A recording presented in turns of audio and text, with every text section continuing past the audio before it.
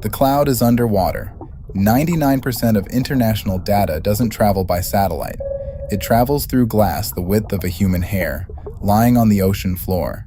These cables break about 150 times a year, and the whole world depends on a few dozen ships to fix them. Who owns the routes? Who fixes the breaks? Who pays when the system fails? Start with what is inside the cable. A subsea power cable moves electricity. A submarine telecommunications cable moves data as light. Inside, fibers thinner than a human hair carry pulses of information across the ocean.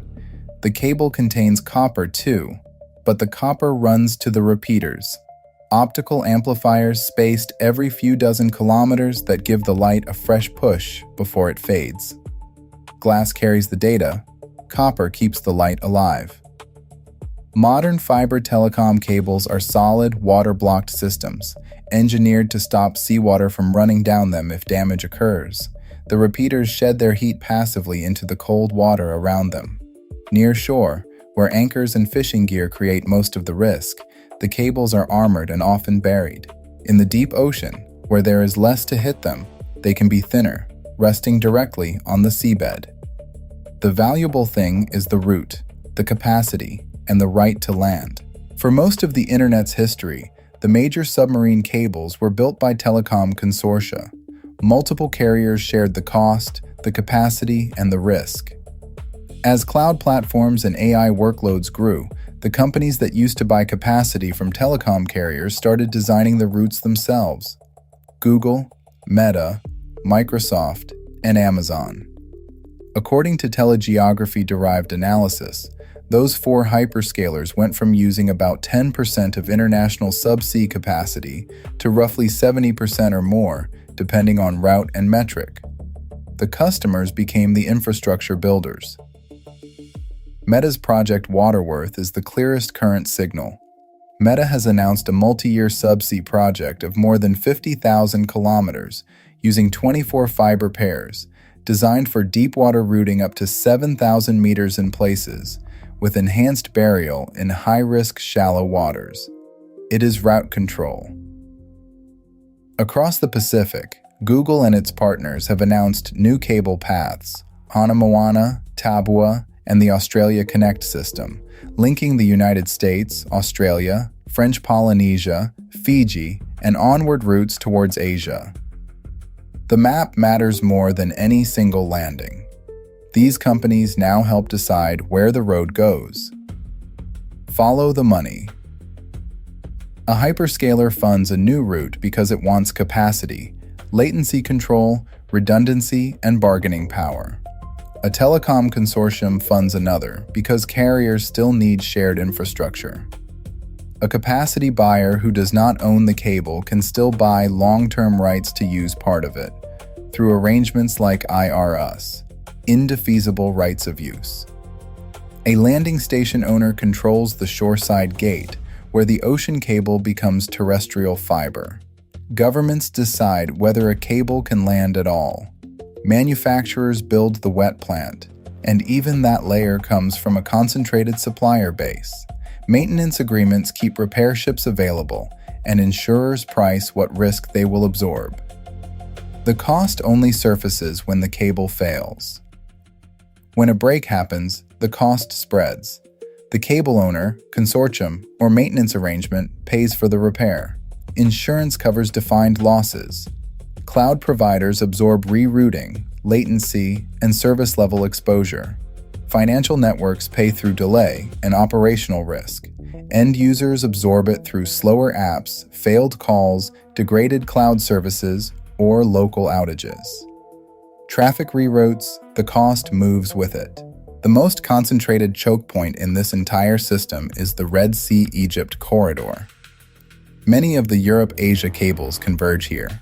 A cable enters the Red Sea, approaches the Bab el-Mandeb at its southern entrance, and then has to cross from the Red Sea side to the Mediterranean side of Egypt before continuing towards Europe. That geography makes Egypt a gatekeeper. The crossing adds landing rights, terrestrial transit, permits, fees, and local infrastructure on top of the ocean geography. Telecom Egypt, the state-controlled operator, holds a powerful position over many Europe-Asia routes. The power is geographic. The map narrows there, and route control follows. In September 2025, Microsoft said Azure traffic through the Middle East experienced increased latency after multiple undersea fiber cuts in the Red Sea. Microsoft rerouted traffic. Services outside those routes ran normally. The cause of the cuts remained publicly unresolved. Most users experiencing slow apps that week had no idea the Red Sea was involved. They just hit refresh. Redundancy exists, but redundancy is not evenly distributed. Even in a redundant network, some corridors carry more traffic than others. When too many routes squeeze through the same narrow geography, the bottleneck does not stay local. It moves through the network as latency and cost. Submarine cables are no longer treated as boring telecom plumbing. They are cloud infrastructure, AI infrastructure, financial infrastructure, and national security infrastructure, all running through the same glass. Submarine cables break all the time. Roughly 150 to 200 cable faults occur globally each year, according to the ITU. Most come from the ordinary physical risks of the sea: anchors, fishing gear, natural hazards, abrasion, or equipment failure. The system survives because traffic reroutes around the break, and because someone goes out and fixes it. Fixing a cable means a ship, a crew, a weather window, and a grapnel or remotely operated vehicle to lift the cable, splice it on deck, and lower it back.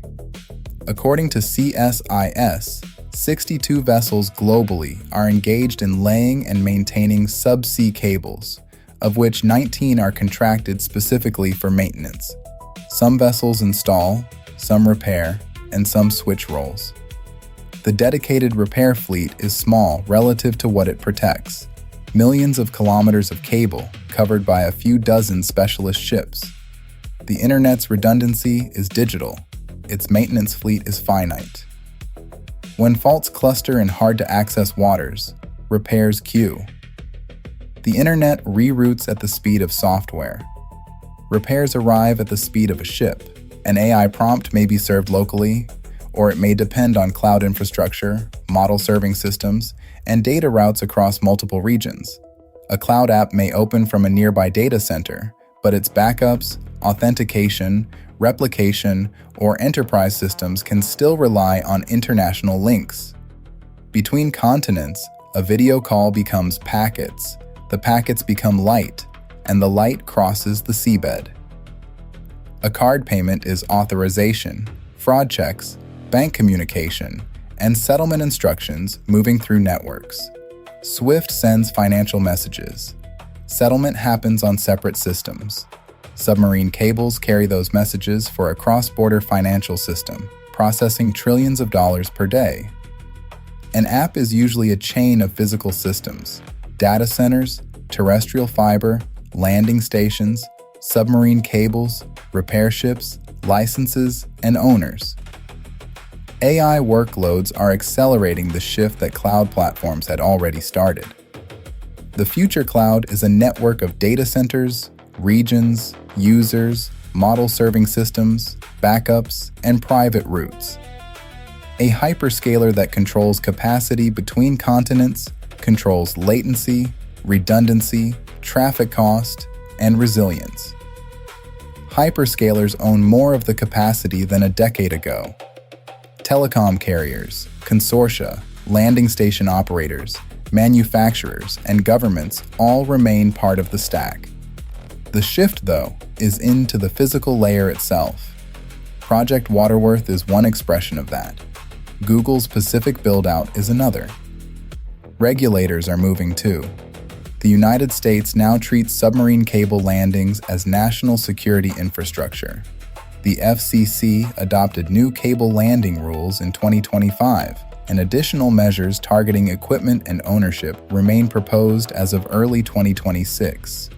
Team Telecom, the interagency body led by the Department of Justice, gives the executive branch a formal role in reviewing foreign ownership and security risks on cable licenses. In Europe, the response is industrial and financial, as well as military. The EU is supporting submarine cable projects through public funding and resilience policy, including calls under the Connecting Europe facility. Medusa, a projected Mediterranean system of around 8,700 kilometers, is designed to connect the northern and southern shores of the Mediterranean. In the Baltic Sea, NATO launched Baltic Sentry to protect critical undersea infrastructure and respond to destabilizing acts following damage to energy and communications cables in the region. Private companies build the routes for AI and cloud, governments police the landings, and alliances watch the seabed. The user sees the cloud. Who owns the bottom of the internet? Ownership is a stack.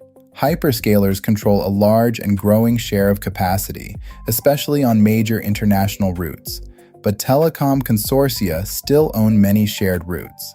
Landing access sits with carriers and local partners.